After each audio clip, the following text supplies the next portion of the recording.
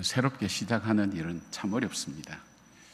근데 새롭게 시작하는 일보다 더 어려운 일은 한 번 실패한 일을 다시 시작한다는 것은 더더욱 어려운 일입니다. 왜냐하면 시작할 때의 그 흥분과 기대가 이미 다 사그러져 버렸고, 다시 시작할 자산도 자원도 다 떨어졌기 때문에 참 실패한 일을 다시 시작하는 것은 보통 어려운 일은 아닌 것 같습니다. 오늘 본문에 나오는 베드로는 우리가 알던 그런 베드로는 더 이상 아니었습니다. 예수님이 칭찬하시는 신앙 고백을 했던 사람, 무리를 걷는 기적을 체험했던 사람, 12명의 리더로서 제자 공동체를 이끌어갔던 사람, 그리고 예수님께서 시몬에서 베드로라는 이름까지 바꾸어 주시면서 많은 기대를 모았던 그런 사람이기도 했습니다.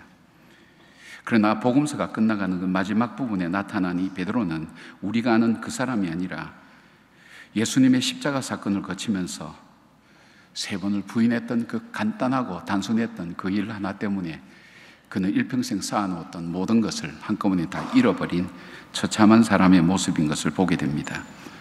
게다가 본문은 베드로의 모습을 더 비참하게 보여줍니다. 자신 있다고 생각했던 그 어장업으로 돌아왔지만 역시 거기에서도 그는 밤새도록 수고했지만 고기 한 마리 잡지 못하는 참 침울하고 암담한 아침을 보여주고 있다는 사실입니다. 그러나 복음서가 끝나가는 마지막 장에 그 한 장을 넘기면 사도행전에 가면 그는 한 번에 3,000명을 회개시키고 초대교회의 기초를 놓았으며 수천 년 동안 닫혀있던 이방인 선교의 문을 여는 놀라운 사역을 감당하는 사람이 된 것을 보게 됩니다. 어떻게 베드로가 이렇게 회복될 수 있었을까요? 달라질 수 있었을까요? 무엇이 그로 하여금 새롭게 하고 변화된 인생으로 살아갈 수 있겠을까요? 베드로가 이렇게 회복되었다면 그 회복은 베드로만의 회복이 아니라 어쩌면 이 자리에 앉아있는 저와 여러분의 회복이 되어야 되지 않겠습니까? 아니면 지금 코로나 이후에 무너져 내려가는 바로 우리 한국교회의 모습들이 다시 회복되어야 될 모습들이 아닌가요?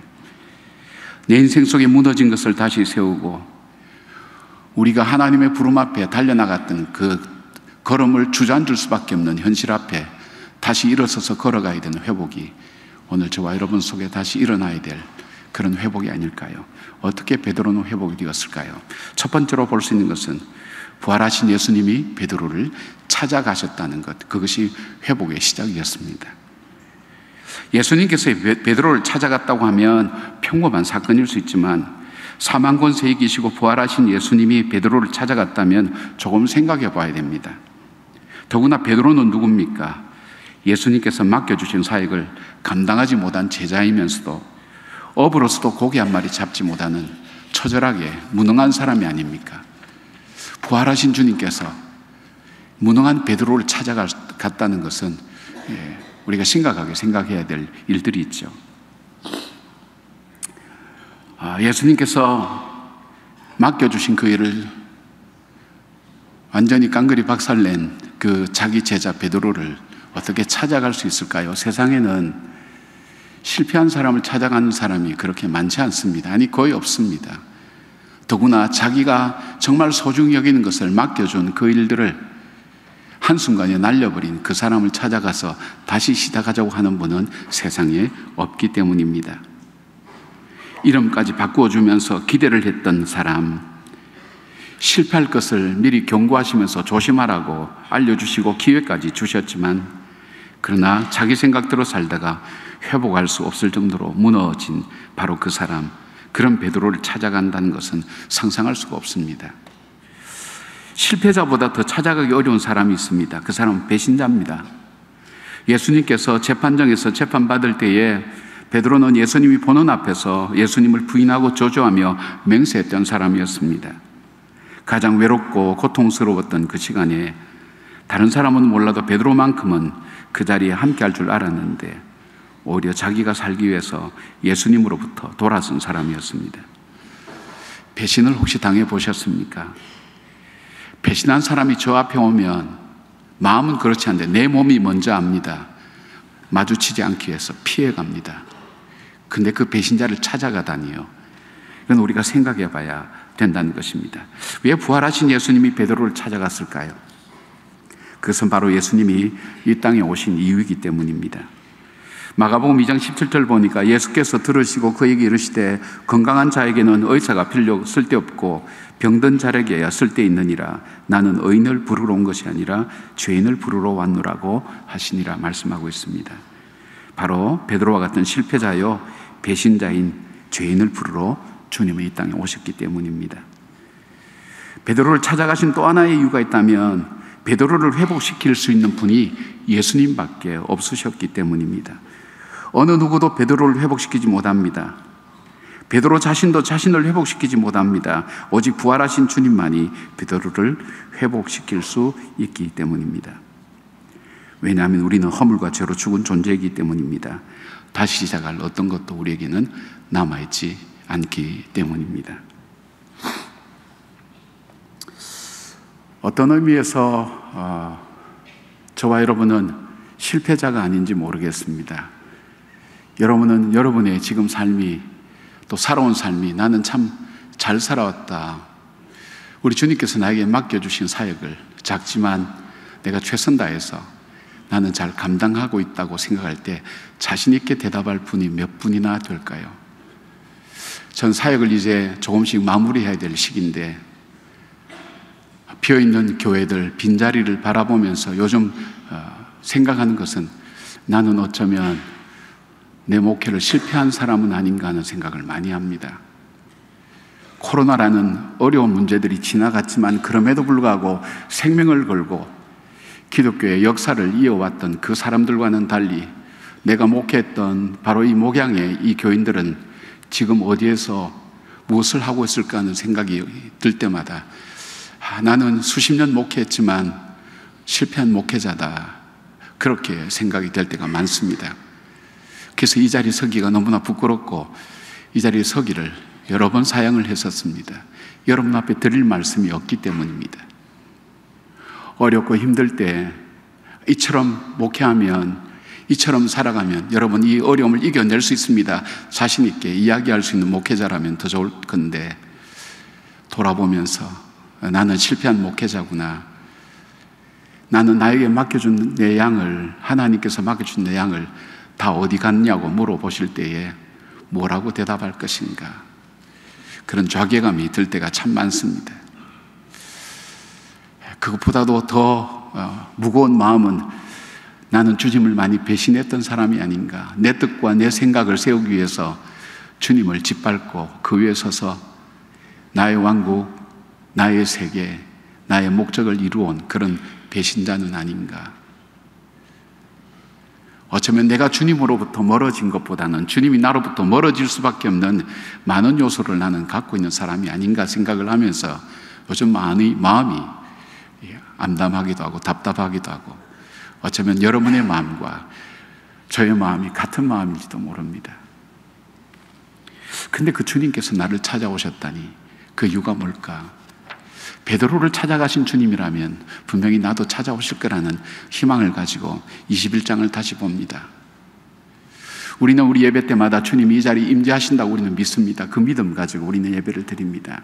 그렇다면 여러분에게 묻고 싶습니다. 주님이 이 예배 때 임재하신다는 이유, 그 이유가 무엇일까요? 여기가 우리가 역사와 전통을 자랑하는 신학교이기 때문에 그렇습니까?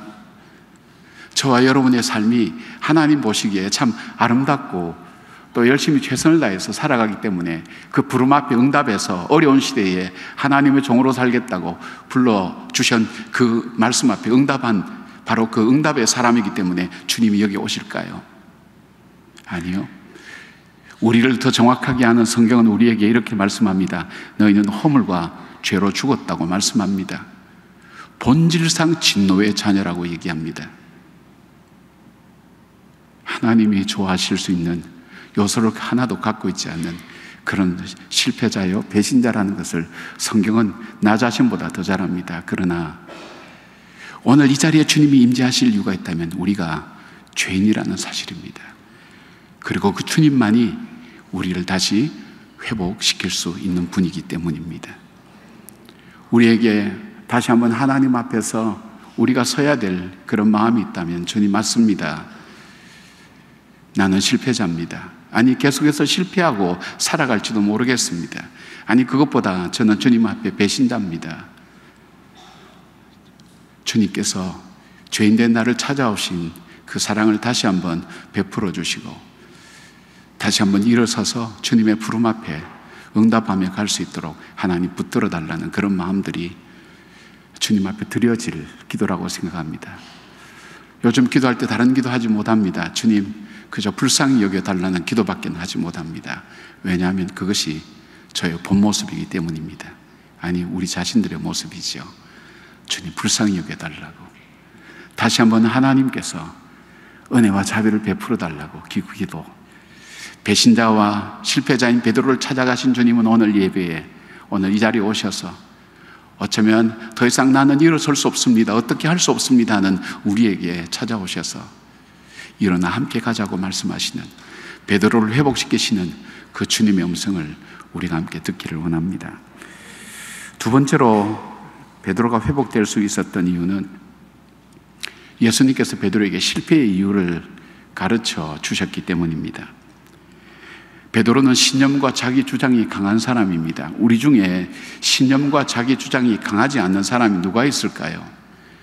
그냥 우리는 가정 문제와 우리 자신의 이익의 문제와 우리 자신의 필요한 문제에 부닥치면 우리는 신념을 접어버리고 그 필요를 따라가는 것이 일반적인 사람의 모습입니다. 그러나 베드로는 어떤 사람입니까? 자기가 옳다는 것을 위해서 그는 가정을 버리고 직장도 버리고 예수님을 따라 나섰던 신념의 사람이었습니다. 그리고 그는 자신에게 얘기할 수 있습니다. 모든 사람이 다 떠난다 할지라도 나만은 주님 곁에 있겠습니다. 그렇게 얘기하며 그렇게 살아왔던 사람이었습니다. 그러기에 그는 무리를 걷는 기적도 체험할 수 있었고, 예수님께서 그를 사랑하셨던 바로 그 이유는 바로 그는 자기가 옳다고 생각하는 것, 맞다고 생각하는 것을 양보하지 않고 끝까지 그것을 지키기 위해서 버릴 걸 버리고 따라갔던 대단한 신념의 사람인 것을 보게 됩니다. 근데 오늘 바닷가로 돌아온 이 베드로는 무슨 생각을 할 수 있었을까요? 내가 왜 그렇게 큰 꿈을 안고 바르게 살기 위해서, 최선을 다해서 살기 위해서 열심히 살았는데 나는 왜 처절하게 여기에 배신자와 실패자로 이 자리에 설 수밖에 없었을까? 그 생각을 하지 않았을까요? 그때 예수님께서 찾아오셔서 말씀합니다. 5절 말씀 보니까 얘들아 너에게 고기가 있느냐? 그 질문을 합니다. 우리는 고기를 얘기할 때는 보통 일반적으로 익투스라는 단어를 쓰고 있죠. 물고기. 근데 여기는 프로스파기온이라는 단어를 씁니다. 어부가 잡기를 원했던 특별한 고기, 그런 고기를 이야기할 때 이 표현을 씁니다. 어떤 분들은 아주 값지고 가치 있는 탁상, 그 식탁을 얘기할 때 이 표현을 쓴다고 얘기합니다. 많은 단어 중에 물고기라는 그 표현보다 이 표현을 썼던 이유가 뭘까요? 주님께서 묻는 질문이 그게 아닐까요? 그래, 너가 열심히 최선을 다해서 수고하고 밤새도록 그물을 내렸지만 너가 정말로 찾기를 원했던 것을 찾았느냐? 정말 이거면 돼, 이거면 나는 할 수 있어, 이거면 나는 후회가 없어, 정말 그것을 너희들이 밤새도록 수고하여 그물을 던졌지만 그것을 찾았느냐? 주님께서 그것을 먼저 물어봅니다. 아니, 오늘 저와 여러분에게 물어보겠죠. 그토록 애쓰고 힘쓰고 열심히 달려왔던 그 삶 속에서 맞아, 이거야, 이거면 나는 됐어 하는 정말 찾기를 원하는 그 고기를 찾았느냐, 잡았느냐? 주님께서 그렇게 물어보십니다. 그들의 대답은 주님, 나는 잡은 것도 아무것도 없습니다. 그때 주님께서 하신 말씀이 있습니다. 배 오른편에 그물을 던지라고. 이 말씀은 누가복음 5장에 베드로가 처음 예수님께 부름을 받은 그 말씀하고 오버랩이 되고 있지 않습니까? 그날도 베드로는 고기를 한 마리도 잡지 못하고 그물을 젓고 있을 때 주님께서 오셔서 말씀합니다. 깊은 데로 가서 그물을 던지라. 그때 베드로가 그렇게 대답하지요. 우리가 밤새도록 수고해도 잡은 것은 없지만은 말씀에 의지하여 그물을 내리겠다. 이 말씀은 어떤 뜻입니까? 내가 다시 그물을 내려야 될 이유를 아무것도 찾아볼 수가 없습니다. 내 경험상, 내 지식상, 상식적으로 나는 뱃사람입니다. 바다에서 뼈가 굵은 사람입니다. 바다의 생리와 모든 것 다 합니다. 아무리 내 모든 것 동원해도 다시 그물을 내릴 이유가 없습니다. 내가 그물을 내려야 될 단 하나의 이유가 있다면 내가 당신이 그물을 내리라는 그 말씀에 의지하여 내리는 그것밖에는 없습니다. 그리고 그물을 던질 때 많은 고기가 잡혔습니다. 그것이 베드로로 하여금 예수님을 따르게 됐던 결정적인 사건이 될 수도 있었습니다. 왜냐하면 그는 그가 그토록 잡기를 원했던 고기가 잡혔을 때 고기로 가지 않고 예수님께로 달려가서 제가 죄인이라고 고백했던 것을 보면 이것은 베드로의 심경에 큰 결단과 변화를 일으켰던 사건임에 틀림없습니다. 그 동일한 사건이 바로 오늘 이 자리에서 주님 앞에서 일어나고 있는 겁니다. 배 오른편에 가서 그물을 던지라. 그럴 때 고기를 잡게 되었습니다. 마찬가지죠. 말씀에 순종하여 그물을 내릴 때 그토록 잡고 싶었던 고기를 잡을 수가 있었습니다. 무엇이 고기를 잡을 수 있게 했을까요? 상황입니까? 경험이었습니까? 지식입니까? 자기 의지입니까? 무엇입니까? 말씀에 의지하여 순종한 것을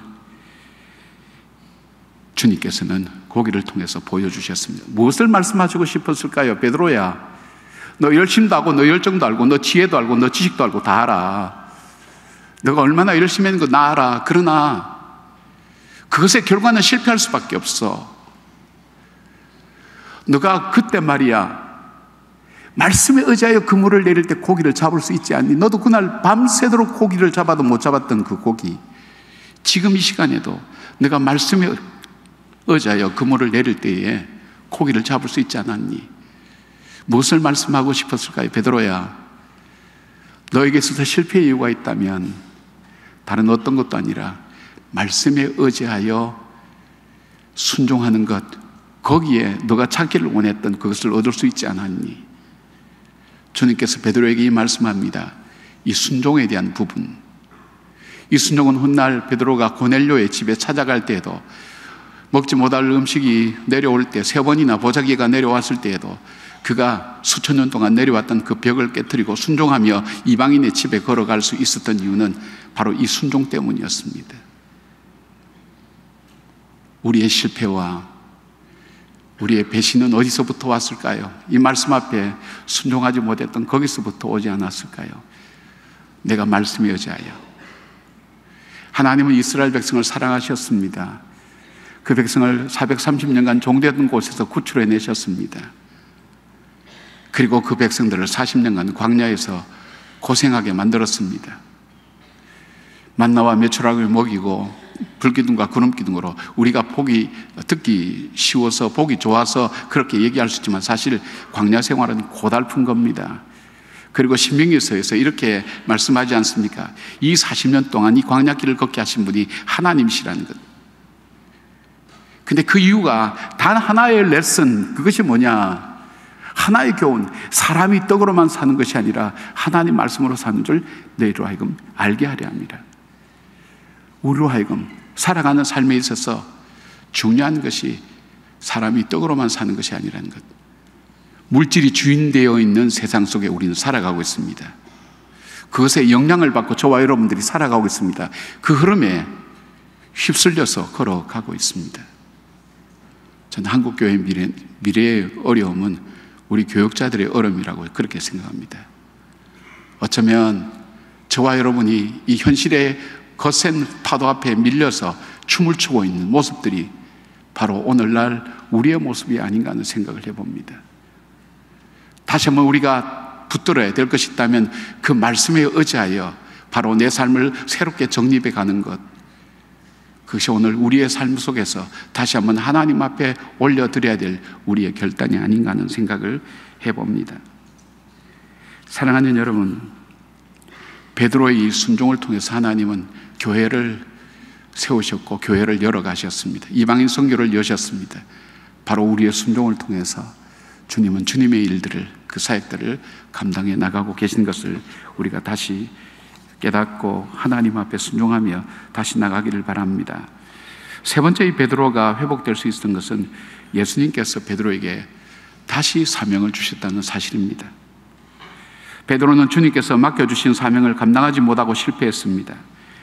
베드로를 처음 부를 때 내가 너로 사람을 낚는 어부가 되게 하리라고 말씀하셨지만 십자가 사건 앞에 제자 공동체는 흩어지고 구심점 역할을 했던 베드로는 예수님을 저주하고 부인하면서 맡겨준 사명을 잃어버렸습니다. 그런데 주님께서 베드로에게 3번이나 네가 나를 사랑하느냐는 질문을 하셨습니다. 모르겠습니다. 여러분들도 동일한 질문을 3번이나 받으면 근심하지 않겠습니까? 제가 여러분에게 묻는다면, 여러분 교회에 섬기고 있는 분들이 있다면 지난 주일날 여러분이 정말 교회를 섬기면서 예수님의 마음으로 섬겼습니까? 할 때 쉽게 대답할 수 있을 겁니다. 예.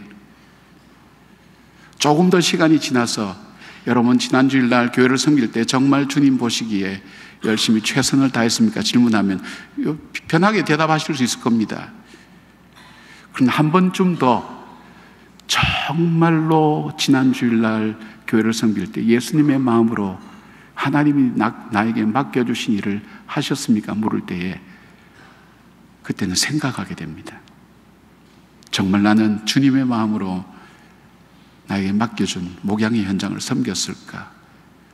나에게 준 청년들, 나에게 맡겨준 그 어린 생명들을 정말 주님의 마음으로 섬겼는가? 이것이 베드로를 향한 주님의 질문입니다. 3번이나 반복된 그 질문 앞에 베드로는 자기 자신을 들여다보게 됩니다. 주님, 저에게는 그럴 능력이 없습니다. 아가파스메, 나를 아가페의 사랑으로 사랑하느냐? 베드로의 대답은 그런 대답이 아니었습니다. 주님, 나는 아가페의 사랑으로 사랑하는 하지는 못합니다. 그러나 친구의 우정으로서는 사랑하겠습니다. 그것이 저의 모습입니다. 철저하게 자기를 아는 사람에게 그 다음 주어지는 자세가 있다면 그러기에 성령님을 의지하게 됩니다. 내 힘이 아니라 성령님을 의지하게 됩니다. 주님께서 우리에게 질문하실 때에, 베드로에게 질문하실 때에 베드로에게 하시고 싶은 말씀이 얼마나 많았을까요? 너 왜 그랬니? 왜 실패했니? 왜 배신했니? 묻고 싶고 질책하고 싶은 말씀이 얼마나 많았을까요? 위로하는 말씀도 얼마든지 많았을 겁니다. 그러나 주님께서 결국 질문했던 내용은 사랑하느냐? 왜요? 사랑은 끝까지 감당할 수 있기 때문입니다. 사랑은 마지막까지 감당할 수 있기 때문입니다. 이 사랑을 잃어버릴 때 그때부터 우리는 우리의 모습을 찾지 못하게 되는 것입니다. 다시 회복해야 된다면 우리가 주님을 사랑합니다는 그 사랑이 우리 속에 다시 회복되어야 될 마음인 것을 보게 됩니다. 주님께서 3번이나 실패한 그 베드로에게 3번이나 내 어린 양을 먹이라, 내 양을 치라, 내 양을 먹이라고 3번이나 명령하셨습니다. 업으로 불러서 실패했던 베드로에게 다시 양을 먹이고 치는 목자가 되는 사명을 주셨습니다. 어린 양을 먹이라고 처음 명령하신 것은 아르니온이라는 단어인데, 이 단어는 양 중에서 특별히 어린 양을 말합니다. 아무것도 모르고 전적으로 목자에게 의존하는 양을 말합니다. 두 번째, 내 양을 치라는 프로바티온이라는 이 단어는 어린 양보다는 조금 더 자랐지만 아직도 목자의 도움이 필요한 양을 말합니다. 세 번째, 내 양을 먹이라는 동일한 프로바티온이라는 단어를 사용하는데 이것은 성장한 양을 말합니다. 때로는 자기 자신의 길을 가는 그런 양들을 말합니다. 근데 여기 양을 먹인다 동사 보스코와 양을 친다는 동사 포이마이노라는 이 단어는 아무에게나 사용한 단어가 아닙니다. 양을 직업으로 전문적으로 돌보는 목자에게 사용하는 단어입니다. 바로 베드로에게, 실패한 베드로에게 내 양을 먹이라고 주님은 두 번째 사명을 주시는 것을 보게 됩니다. 주님은 우리의 실패와 배신을 묻지 않습니다. 주님의 질문은 주님을 사랑하는지 묻습니다. 왜입니까? 사랑하기에 배신자요 실패자인 베드로를 찾아와서 다시 회복시키시고 사명을 맡기시는 그 주님의 그 마음, 그것이 사랑이라는 것을 주님은 보여주시고 계시기 때문입니다. 어쩌면 다시 만나고 싶지 않은 나의 모습을 주님께서 오늘 이 자리에 임재하셔서 나를 찾아오신 그 사랑, 어쩌면 베드로가 그 사랑을 기억할 수 있지 않았을까요? 다시는 주님을 만날 수 없다. 부활한 주님을 그가 들었지만, 무덤에 들어가서 확인했지만 그 주님 보기가 부끄러워서 그는 자기의 옛 고향인 이 어장으로 돌아왔던 베드로, 주님을 만나기가 너무나 부끄러웠던 그 베드로를 찾아오신 것처럼 바로 오늘 우리를 찾아오셔서 이 어려운 시대를 우리에게 보여주시면서 내 양을 먹이라고 그렇게 말씀하지 않을까요? 내 양을 먹이라고, 내 양을 먹이라고. 주님께서 3번이나 부탁하신 것처럼 어쩌면 어려운 역사의 소용돌이 속에 있는 이 나라, 이념과 생각과 이익을 따라 물질의 흐름 따라서 나누어지고 깨어진 이 나라, 병들고 회복하기 어려운 이 나라, 이 백성들, 우리에게 부탁하시면서 내 양을 먹이라고 그렇게 말씀하시는 음성이 아닐까요? 이 시대에 주님께서 왜 우리를 부르셨을까요? 그 사랑이 있기 때문이 아닐까요?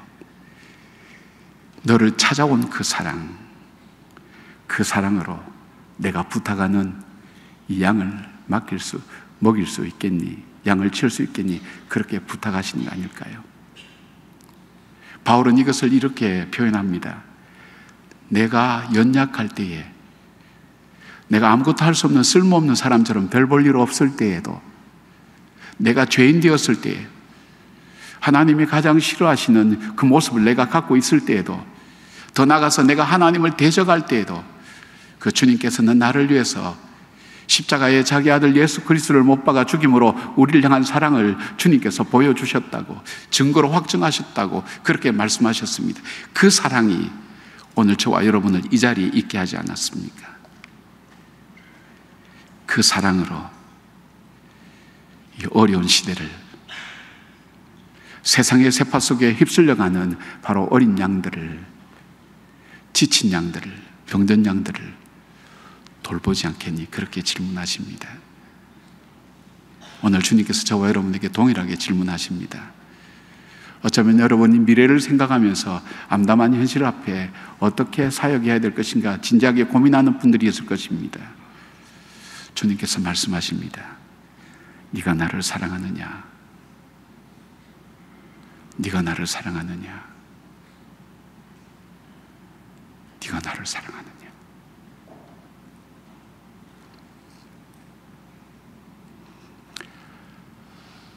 어려운 현실들을 바라보면서 여러분들을 바라볼 때 마음이 많이 아프죠. 너무 힘든 현장에 여러분들을 보내야 된다는 것이 마음이 많이 아프죠. 그래서 저는 오늘 이 말씀을 여러분과 함께 나누면서 주님께서 우리에게 다시 새로운 사명을 주십니다. 내 양을 먹이라고. 삶을 통해서 응답하시길 바랍니다.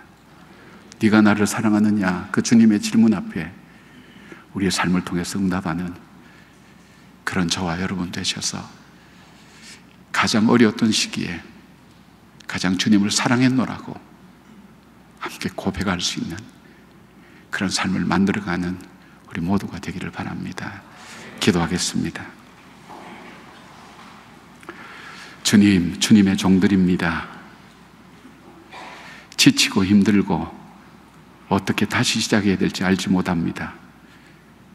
주님의 크고 놀라운 사명은커녕 작은 돈 앞에 무너지고 내 자신을 지키지 못하는 그 일들 앞에 실패하고 어떻게 시작해야 될지 알지 못하는,